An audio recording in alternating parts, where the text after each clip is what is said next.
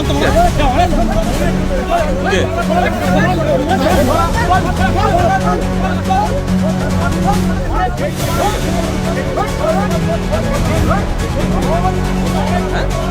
মুহূর্তের সবথেকে বড় খবর আপনাদের আরো একবার জানিয়ে রাখি, এই মুহূর্তের সবথেকে বড় খবর, হ্যাঁ আপনারা ঠিকই শুনছেন, পূর্ব বর্ধমানে গতকাল রাত্রে রায়নার 2 নম্বর ব্লকের তৃণমূল কংগ্রেসের সভাপতি কলিমুদ্দিন ওরফে বাপ্পাকে গ্রেপ্তার করে পুলিশ।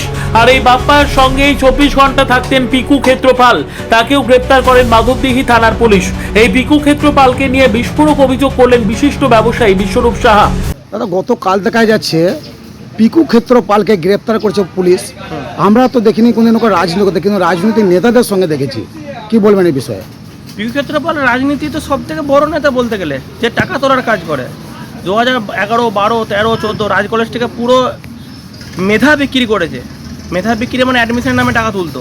তারপরে বর্তমানে পিকু ক্ষেত্রপাল সারাদিন জেলা অফিসে আড্ডা মারতো। তৃণমূলের যে জেলা অফিস আছে বর্ধমানে, সেখানে আড্ডা মারতো, বিভিন্ন নেতার নাম ভাঙে টাকা তুলতো। দেবু টুডু যে জেলা সভাধিপতি ছিলেন, উজ্জ্বল পরামানিক যিনি বিডিএ চেয়ারম্যান ছিলেন, এদের দালালি করতো, এই যে দালালি করে টাকা তুলতো। এবং ওই যে কালকে অ্যারেস্ট হয়েছে শেখ বাপ্পা, এর সঙ্গে তো 24 ঘন্টা ঘুরতো। হ্যাঁ ঠিকই শুনছেন, এই তো যেন চক্ষু চড়ক গাছ। আইপ্যাকারের নাম ভাঙিয়ে বর্ধমান জেলা জুড়ে চলতো লক্ষ লক্ষ টাকা তোলাবাজি। অভিযোগ উঠল পিকু ক্ষেত্রপালের নামে। শুধু এখানেই থেমে নয়, রাজ কলেজে ভর্তি হতে গেলে তোলা দিতে হতো এই পিকু ক্ষেত্রপালকে রীতিমতন। বিশ্ববাবু অভিযোগ করেন পিকু ক্ষেত্রপাল রাজনীতি করতো না, কিন্তু রাজনীতির বড় বাবা। বর্ধমানের বেশ কিছু নেতার সঙ্গে দেখা যায় পিকু ক্ষেত্রপালকে। কখনো তৃণমূলের প্রাক্তন জেলা পরিষদের সভাধিপতি দেবু টুডু, আবার কখনো প্রাক্তন বিডিএ চেয়ারম্যান উজ্জ্বল প্রামাণিকের সঙ্গে। বর্ধমান জেলার আইপ্যাকের দায়িত্ব ছিল সৌরভ, কারণ তার সঙ্গে ঘনিষ্ঠ সম্পর্ক ছিল পিকু ক্ষেত্রপালের। অভিযোগ, আইপ্যাকের নাম করে নেতাদের কাছ থেকে টাকা তুলে সেই টাকা পৌঁছাতেন অভিষেক বন্দ্যোপাধ্যায়ের পিএ সুমিত রায়ের কাছে।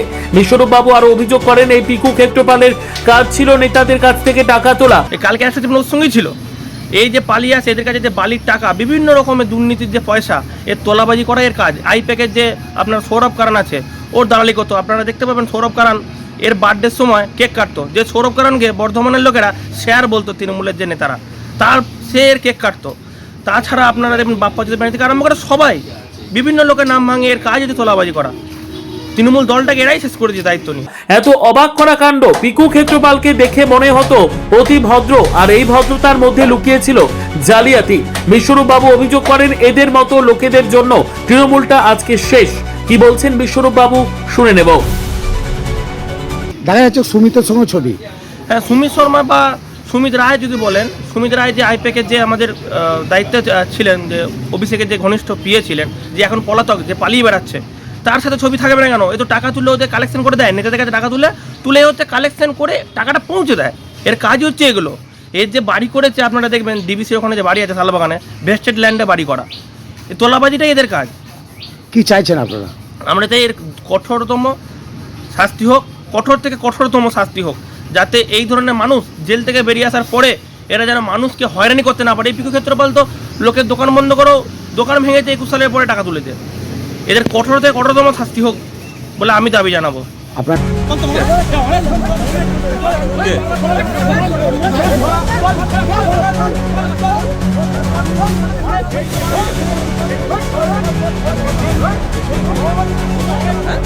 শেখ রতনের রিপোর্ট, পিবি নিউজ।